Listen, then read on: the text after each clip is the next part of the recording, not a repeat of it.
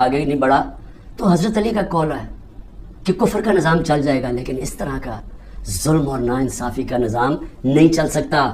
اللہ نے اپنے سارے جو پیغمبر بھیجے تھے دنیا میں، سب ایک چیز کہتے تھے، انصاف کے لیے کھڑے ہوئے تھے سارے پیغمبر۔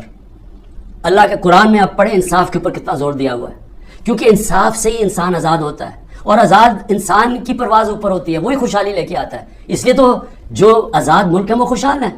آپ دیکھ لیں، جدھر انصاف ہے وہاں آزادی ہے، وہ خوشحالی ہے، جدھر انصاف ہے وہاں حقیقی جمہوریت ہے۔ جن ملکوں کے اندر انصاف نہیں ہے وہاں جمہوریت نہیں آ سکتی۔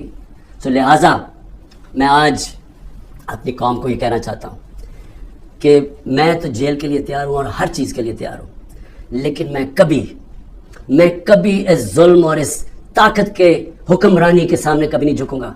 اور میں آج آپ سب کو کہتا ہوں، آپ نے کبھی نہیں جھکنا، کیونکہ ایک میری بات یاد رکھ لینا، جس دن آپ نے اس ظلم کو قبول کر لیا اور یہ ناانصافی کے نظام کو، ملک نہیں رہے گا۔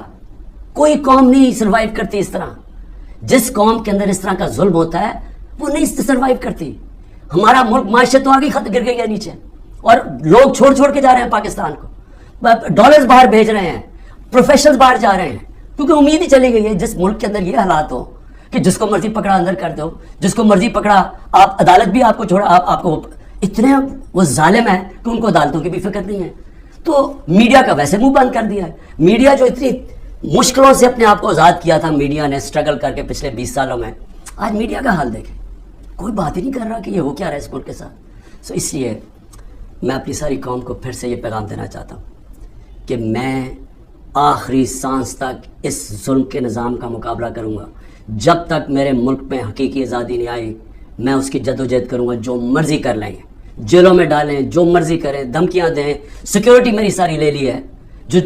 جو میرا سیکیورٹی کا جو چیف تھا کرنل آصف، وہ غائب ہوا ہے۔ جو گاڑیاں تھیں، جو سیکیورٹی کی 2 گاڑیاں ساتھ جاتی تھیں، ان کو پولیس اٹھا کے لے گئی ہے۔ یہاں سارا جو ہمارے ساتھ جو احمد نیازی جو بھی لوگ تھے سب چھپے ہوئے ہیں، کیونکہ ان کو پر FIR کر دی ہے۔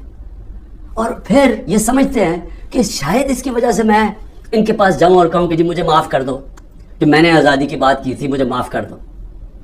اور میں آپ قوم کو بھی کہنا چاہتا ہوں، کبھی نہ اس نظام کو قبول کرنا۔ جس دن آپ نے اس کے سامنے اپنا سر جھکا دیا، آپ کا کوئی مستقبل نہیں رہے گا پاکستان میں۔ پاکستان زندہ باد۔